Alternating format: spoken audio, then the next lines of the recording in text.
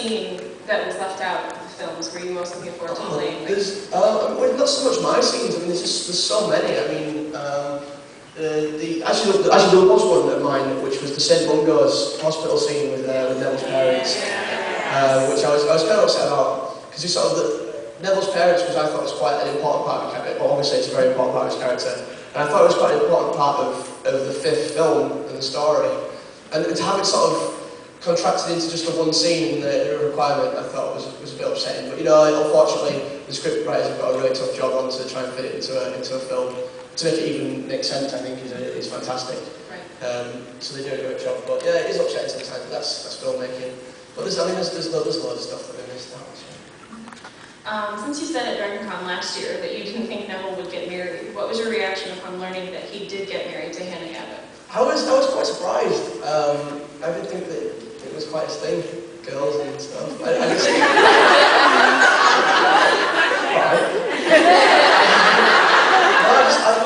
I just thought he'd be too scared. But I guess after reading the end of 7, maybe not. You know, if you can do all that, then maybe well, it's quite a step though, isn't it? You know, you can stand up to Voldemort with girls or something else. So, but maybe he gets. Maybe he keeps evolving, or maybe she's just really forceful. Sounds like it would work. Yeah. What was your reaction to J.K. Rowling's announcement that Dumbledore was gay? What was my reaction? Yeah.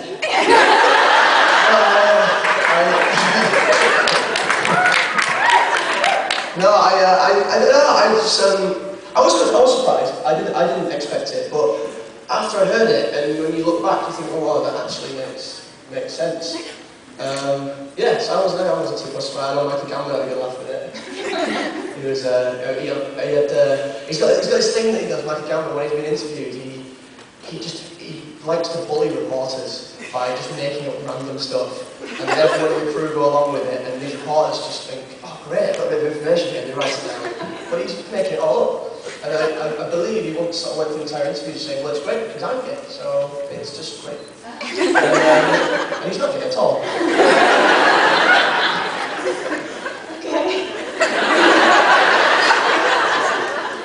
Were you a fan of the books before you were cast into the movie? Yeah, absolutely. Yeah, I started reading them when I was about 9. So it was 2 years before my audition, and I read the first 3, I think. And I just wanted to be a part of it in any way. And I can't believe we were making a film. So I said to my mum, I said, oh, would it be great if they made a film? And if they do, can I go for an audition? And I was like, well, we'll see. And then they announced it, and I nagged my agent. It was like, oh, I'm sending loads of people down for this open audition. So go ahead. I didn't think anything of it, but I just wanted to be an extra back of the head, just someone I wanted to be a part of it, and to get a role like that was pretty incredible. Who did you want to be when you were reading books? Oh, Harry, obviously. Yeah. But no, I prefer Neville, because I know he's got such a wide array of stuff that he gets to do. You know, I get to do a bit of drama like I did last year, and towards the end, the action, and then I get to do all the comedy stuff as well. And I really love making people laugh. I'm not very good at it, but I like doing it. Laugh, please. See, I told you.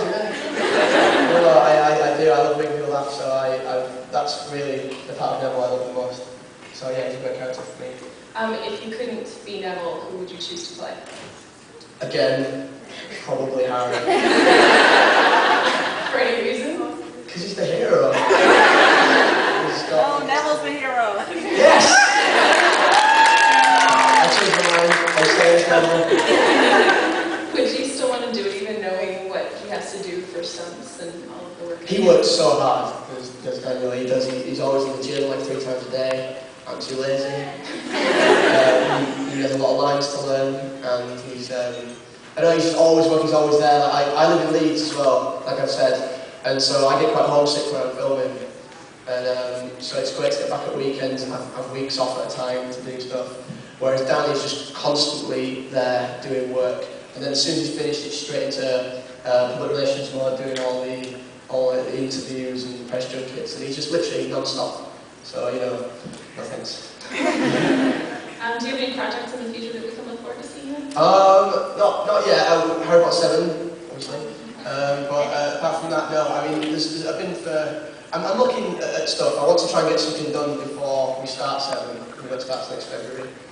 And so hopefully I'll be doing it. I'll be going to some sort of auditions over the next few weeks. There was something, but it's they're trying to struggle for a budget at the minute. So watch this space, and I might be in something in summer if they get the money. It's all about money these days, isn't it? Now that you're a DragonCon veteran, how do you like our convention? Oh, it's so cool. I came last year and everyone said, "Oh, you coming next year?" I was like, "Well, yeah, if you invite me." But I honestly didn't think that I'd get to come back. And so it was really cool to be invited this year. And the fact that you guys have all come to this and I've not even signed an autograph yet is incredible. So thank you very much for coming.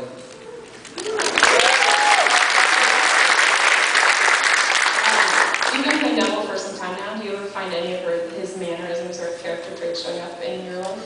Yes. Yes. Again, those of you who were here last year know all about that. Last year, if you weren't here, I was trying to pour a glass of water. I see you've got these now, which are brilliant. We had a jug and it was full of ice. And I was pouring, and literally nothing was coming out. So I was pouring, and so the whole ice and everything. And yeah, not good. And I'm very much like that. I've had to buy his tie because I forgot mine. I just bought it like an hour ago. I'm just an absolute. I've left my car keys on the plane. Yeah, and my car's parked in Manchester. I don't know what I'm going to do.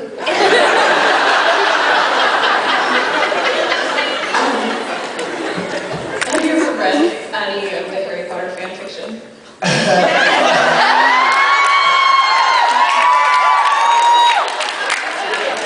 Bear with me. Yes, I have. What did you think? Some nice stuff. Some not so nice. But yes, original, I guess. So, I was in Manchester. Actually, I did a show in Manchester, and excuse me. I think it was Manchester. And I was told what slash was.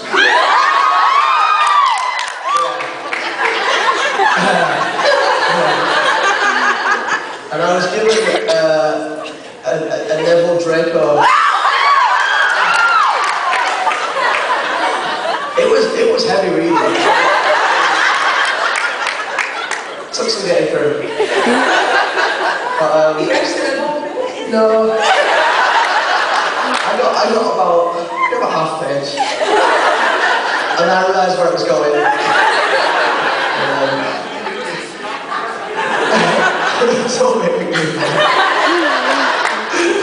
Would you like to give a synopsis for what I'm talking about? What slash is? Yeah, you can do that. Okay.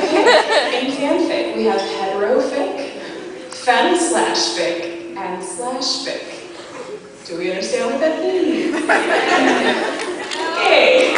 There's your definition. I want to hear the whole thing.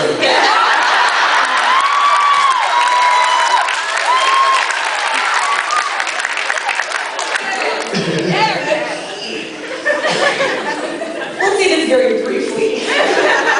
Heterofic, man on woman, or woman on man for that matter.